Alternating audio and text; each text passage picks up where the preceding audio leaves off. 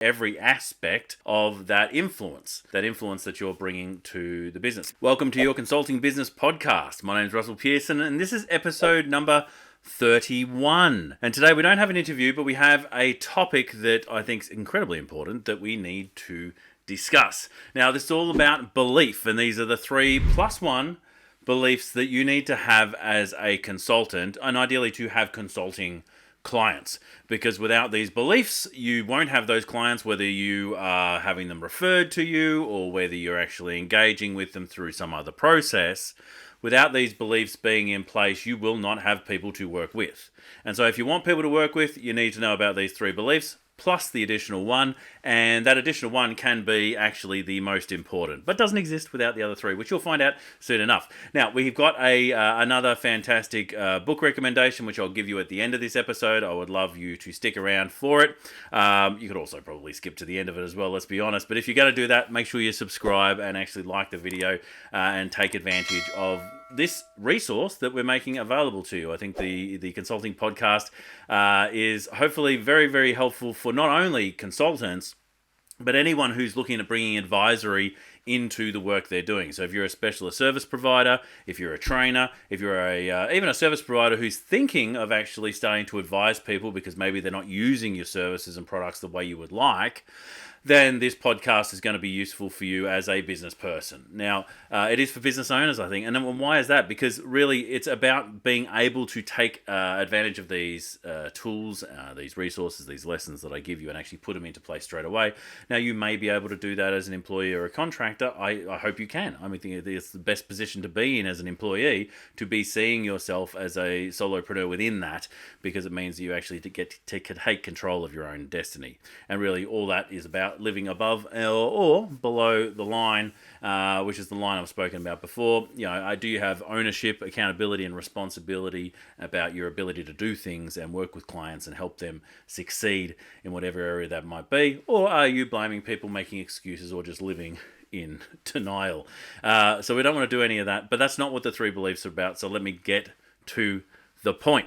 The 3 beliefs. So these are the 3 beliefs that will help you in the sales space. They're going to also help you not just in sales, but in any, let's say, helping people take a next step process, which is all the things that we do when it comes to consulting. We are helping people take steps. And I've said it before, sales comes from the word salsa, which is to invite into the home. It's to help people take a step across the threshold.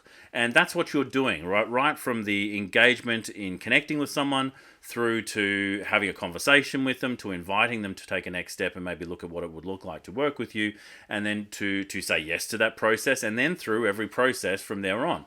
How are you going to help people take steps?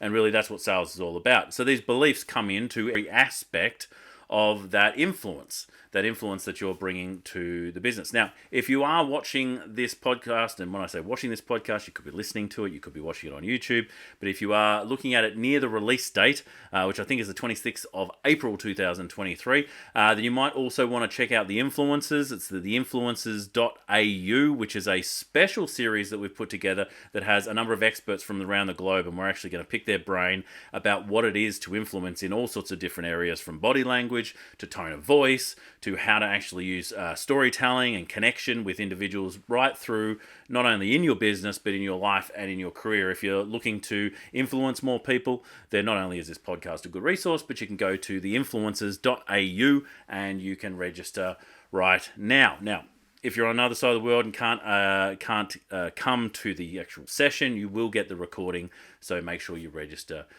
to get that. But let's cut to the chase. 3 beliefs. Now, what are the 3 beliefs? Well, they're the beliefs that people need to make a decision to take a step with you, right? So the first of those beliefs, number 1, and hopefully Alfred, who's our editor, is going to put these on screen so that I don't need to write them up anywhere. Again, if you're on the podcast, pull over and take notes. Otherwise, there are only 3. There's 3 steps plus 1, and hopefully you can memorize each of these. The first step is about knowing that you have a problem. And what do I mean by that? That the client, that the person you're helping to take a step is aware that they have an issue to take care of. Do they believe they have a problem? Now, if they don't believe that they have a problem, they're not going to look to take care of it. They're not going to seek help. They're not going to accept help. So what is the problem that they're experiencing? Now, for most of you experts out there, the experts who are consulting or are experts in their field, you know that most of the time when people come to you with a problem, that's not the cause of the problem. There is a deeper problem that you need to take care of. But anytime you say to someone, that's not the problem, when they tell you, where they share their problem with you, they are feeling unheard.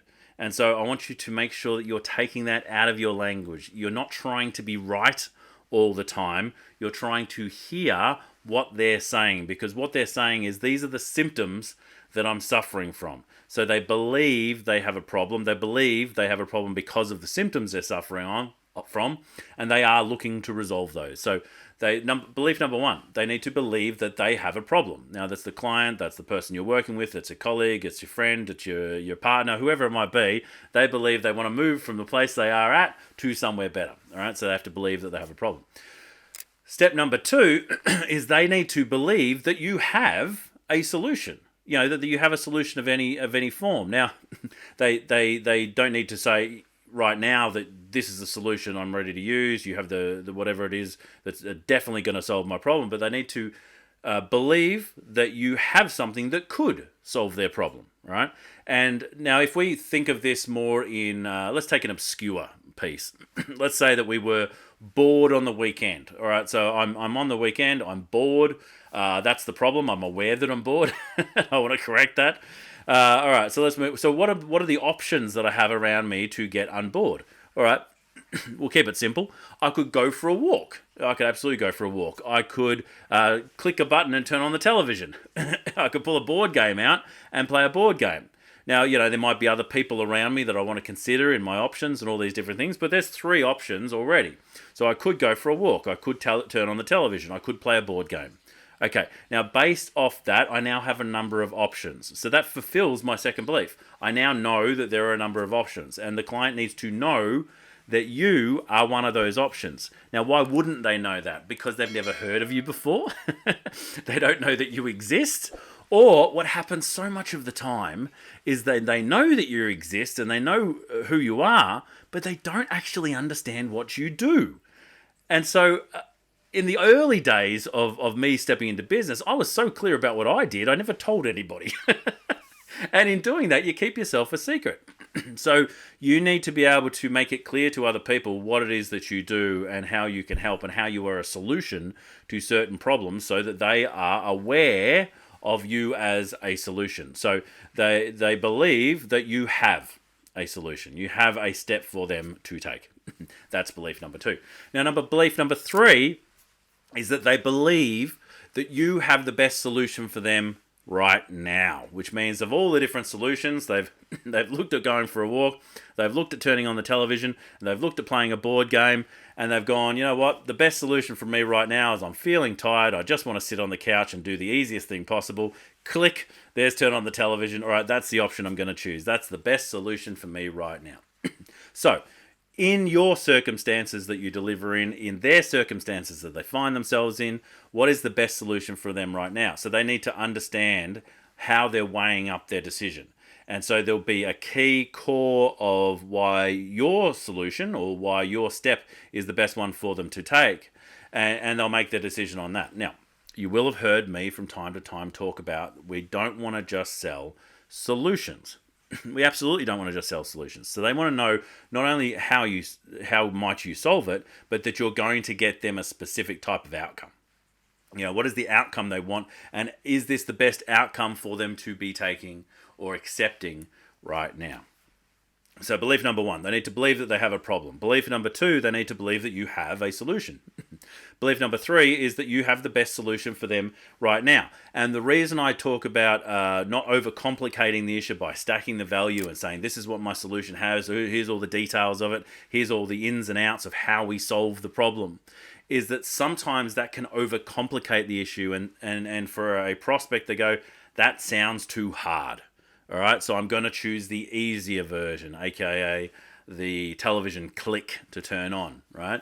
And so how do you appeal to the specific audience you want to appeal to have the best solution for them right now? So number 1, they believe they have a problem. Number two is they believe that you have a solution. All right, they're aware that you have a solution. Belief three is that you have the best solution for them right now, and they're ready to say yes. Now, what can cause them from not saying yes to your solution?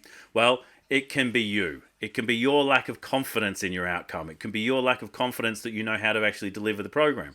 It can be your lack of belief that you're the right person for the job, which means the plus one belief, the 3+1, the plus one is that you need to believe those three things as well. If you, as the consultant, as the person that's helping people take steps, if you're the person who's helping them across the threshold, if you don't believe that they have a problem, if you don't believe that you have a solution, and in fact the best solution for them right now, they're not going to say yes to you either. All right, so that's the 3+1 beliefs. Hopefully Alfred has put them up on screen and you've been able to write them down. If you are on the podcast version, come and check it out on YouTube. Feel free to subscribe over here. Flip side, if you are looking to listen to these things while you're traveling, I think the podcast traveling is one of the ways I definitely got into podcasts. And it was in fact podcasts, but in particular, that got me into business. I was working for someone. I was already doing some advisory style work, but I didn't know that this wider world of business existed. I didn't know that I was able to have more of an impact by actually starting something of my own. Once upon a time I thought, well, maybe one day I'll start my own business, but I'd never really thought of how it might happen. And it was through podcasts that I found that way forward. So hopefully this can help some of you who are ready to take a step or thinking ready to take a step, but ideally for those who have taken the step, who have taken the brave step to actually step in to run your own practice, to run your own business, then little tactics, little tips, little ideas and insights like these are going to be incredibly useful for you. So that's the 3+1 beliefs. I hope you found it useful. Now let's jump straight ahead to the end of the podcast when I said that I was going to share a review with you. And the review that I'm going to share, or the book, in fact, that I'm going to share, is called The Magician's Way. And it's by William Whitecloud. And I only read this book fairly recently, and a lot of colleagues have said to me, oh, that's an oldie but a goodie. Yeah, they said that's something I read ages ago. Now I've had a look at the publishing date, and it says 2004. So it's not that old, but I guess these days it's feeling old because it's like 18 years, 19 years, right? Old. And if you're watching this in the future, I'm sure it's just continuing to date. But basically, it's a story about what it really takes to find your treasure is the concept, and what that means is it's a metaphor. It's a metaphor, and it's told in a fable style. Now, I love fable-style books. They're a story that actually shows me the lessons through practical application, through the characters moving through the story, what they learned along the way. Well, ideally, that's the case in The Magician's Way as well. And it's the story of a person in the world of finance who is disillusioned with what's going on in their world, and they feel that they're stuck and they can't get out of it. And it's actually belief, back to the topic of the day, it's down to belief that actually gets them out of their own way. And I think that if you're feeling stuck at all, this is a great book. I think the concept of magic and practical magic in particular is something that I'm certainly in love with. And had I read this book at certain times in my life, it would have been even more helpful than having read it a little bit later on. But I certainly would recommend it. And if you're interested in actually getting a copy, you can go to the show notes, and we've got a link there for you, and you can click through and get your copy of The Magician's Way.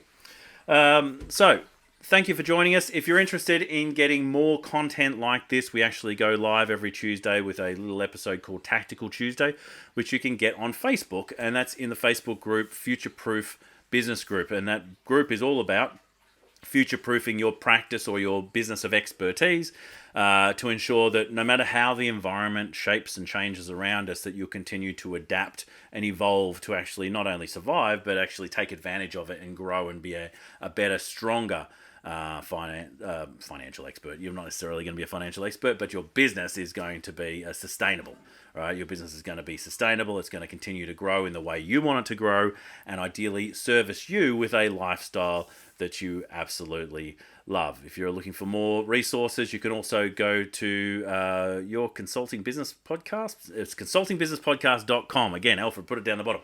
And you can get more resources from there. Until next time, my name's Russell Pearson. It's a pleasure to speak with you once again. Stay passionate, and I'll catch you on the next one. Bye for now. Now that you've watched this episode, you can click through and watch another one. Why not? Let's keep the ball rolling. I'll see you on the next video.